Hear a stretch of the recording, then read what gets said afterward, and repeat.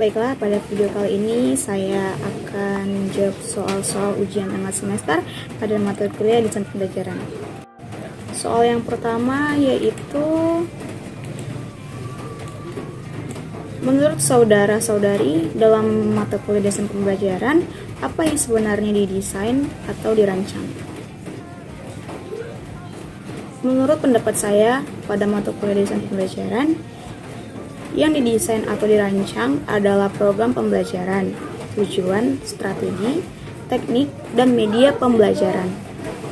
Desain pembelajaran tidak hanya berperan sebagai pendekatan yang terorganisasi untuk memproduksi dan mengembangkan bahan ajar saja, tetapi juga merupakan sebuah proses kinetik yang dapat digunakan untuk menganalisis masalah pembelajaran dan kinerja manusia, serta menentukan solusi yang tepat untuk mengatasi masalah-masalah tersebut. Desain pembelajaran pada umumnya dimulai dari kegiatan analisis yang digunakan untuk menggambarkan masalah pembelajaran yang sesungguhnya perlu dicari solusinya. Setelah menentukan masalah yang sesungguhnya, maka langkah selanjutnya adalah menentukan alternatif solusi yang akan digunakan untuk mengatasi masalah pembelajaran tersebut.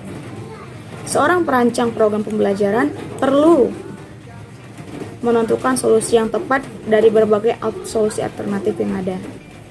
Solusi selanjutnya, ia dapat menerapkan solusi tersebut untuk mengatasi masalah yang dihadapi. Langkah selanjutnya adalah evaluasi, sehingga nantinya bisa mengetahui rancangan atau desain yang sesuai dengan pembelajaran dan desain tersebut dapat diaplikasikan dalam proses pembelajaran.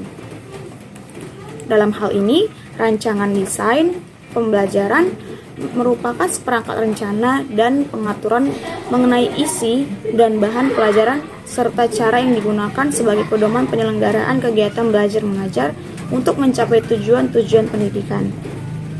Sebuah tujuan desain pembelajaran adalah untuk mencapai solusi terbaik dalam memecahkan masalah dengan memanfaatkan sejumlah informasi yang tersedia. Dengan demikian, suatu desain pembelajaran muncul karena kebutuhan manusia untuk memecahkan suatu persoalan yang dihadapi. Istilah desain ini sebenarnya diambil dari lingkungan teknologi, maka tidak heran bila dalam proses mendesain segala sesuatu, sedikit atau banyaknya akan terkait dengan nuansa teknologi.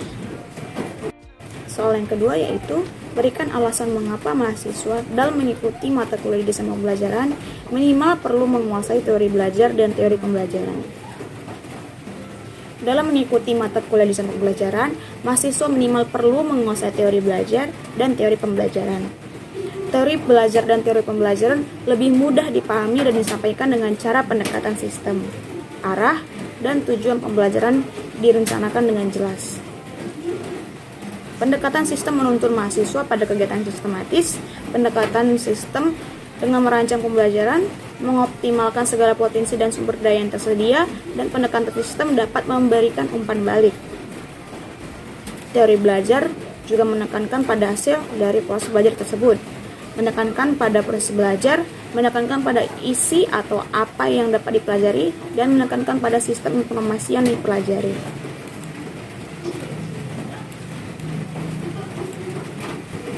Soal yang ketiga yaitu, dampak apa yang akan muncul apabila dalam mendesain pembelajaran mengabaikan 3 aspek berikut. Aspek yang pertama yaitu identifikasi kebutuhan pembelajaran.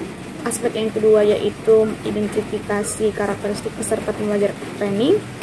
Aspek yang ketiga yaitu identifikasi kemampuan awal peserta pembelajar atau training. Dampak yang akan muncul apabila dalam mendesain pembelajaran mengabaikan aspek-aspek tersebut. Aspek yang pertama yaitu identifikasi kebutuhan pembelajaran. Jadi dampak yang akan muncul adalah tidak dapat mengungkap informasi yang dinyatakan oleh setiap individu yang merasakan kebutuhan belajar. Instrumen tersebut antara lain wawancara, angket, kuesioner, dan sebagainya. Dampak yang selanjutnya apabila mengabaikan identifikasi karakteristik peserta pembelajar. Dampaknya yaitu tidak mengetahui dan tidak memahami kemampuan pembelajar, potensi, minat, kebiasaan, hobi, sikap, kepribadian, hasil belajar, catatan kesehatan, latar belakang sekolah, dan kegiatannya di sekolah. Juga tidak dapat mengetahui perbedaan-perbedaan kemampuan dalam setiap individu. Dan dampak yang ketiga, apabila mengabaikan identifikasi kemampuan peserta pembelajar, yaitu tidak dapat mengetahui kualitas perseorangan, sehingga tidak dapat dijadikan petunjuk dalam mendeskripsikan strategi pengolahan pembelajaran. Aspek-aspek yang diungkap dalam kegiatan ini bisa berupa bakat, motivasi belajar, gaya belajar, kemampuan berpikir, minat, atau kemampuan awal. Hasil kegiatan mengidentifikasi perilaku dan karakteristik awal siswa merupakan salah satu dasar dalam mengembangkan sistem instruksional yang sesuai untuk siswa. Dengan melaksanakan kegiatan tersebut, masalah heterogen siswa dalam kelas dapat diatasi, setidaknya banyak dikurangi. Soal yang keempat yaitu sebutkan dan jelaskan dua teori belajar dan pembelajaran yang relevan menjadi rujukan dalam menjalankan tugas-tugas pekerjaan saudara-saudari, dan sebutkan tugas atau pekerjaan yang dimaksud.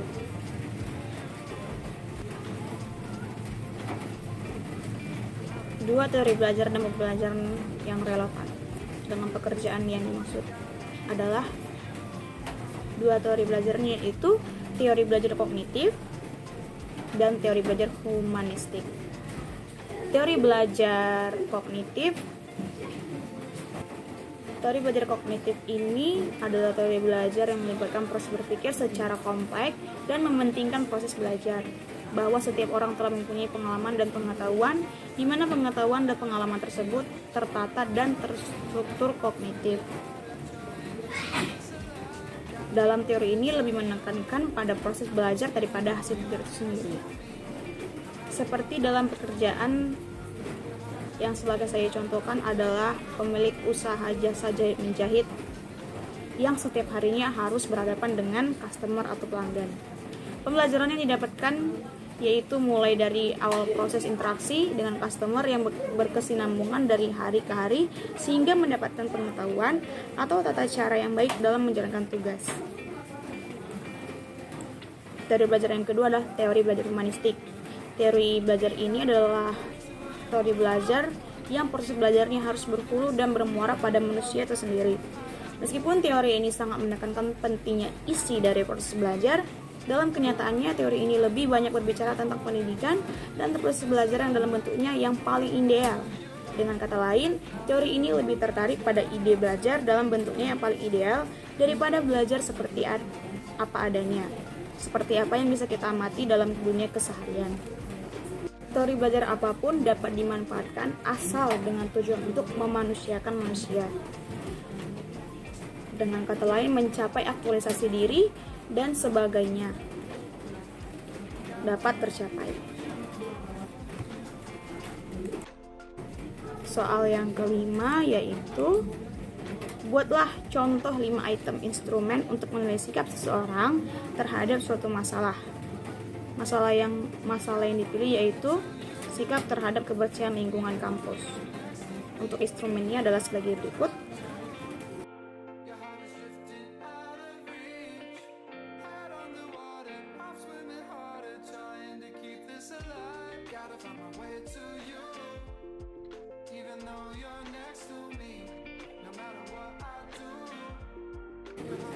Soal yang keenam yaitu jelaskan pendapat saudara-saudari tentang manfaat dan perlunya mata kuliah dan pembelajaran bagi siapa saja yang mempelajarinya. Manfaat dan perlunya mata kuliah dan pembelajaran bagi siapa saja yang mempelajarinya menurut saya adalah untuk mengarahkan, membimbing berbagai kegiatan dalam proses pembelajaran. Dan manfaat lainnya yaitu kita dapat memprediksi seberapa besar keberhasilan yang akan kita capai, yaitu dengan adanya rancangan atau desain yang telah dipelajari. Oleh karena itu, akan terhindar dari keberhasilan yang bersifat untung-untungan, sebab segala kemungkinan kegagalan sudah dapat diantisipasi oleh guru.